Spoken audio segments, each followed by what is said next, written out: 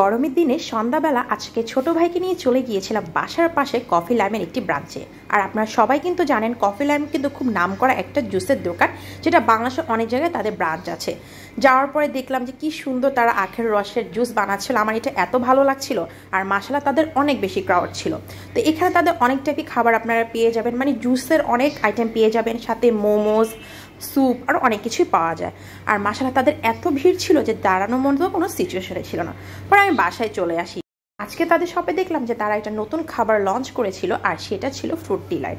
তারপর নিয়ে নিয়েছি আমার মোস্ট ফেভারিট এই লেমন মিন্টটা, আমার জন্য ভাইয়ের জন্য।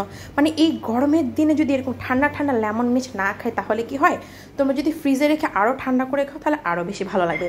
তারপরে ছিল আমার এই নতুন আইটেমটা, এটা আমি আর কখনো ট্রাই করি না, কারণ এটা একদম তাদের নতুন একটা আইটেমে ছিল, ফ্রুট ডিলাইট। এটার মধ্যে অনেকটাই ফ্রুট ছিল, তারপর আমের একটা মিশ্রণ ছিল।